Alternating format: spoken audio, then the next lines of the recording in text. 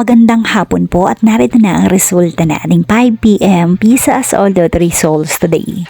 Ngayong araw ng Sabado, May 9, 2026. At para po sa draw natin ngayon ay ang 3D Lotto at ang 2D Lotto. At para po sa Lotto More updates, pa-subscribe na lang din po ako sa aking channel at pahit na din ng notification bell.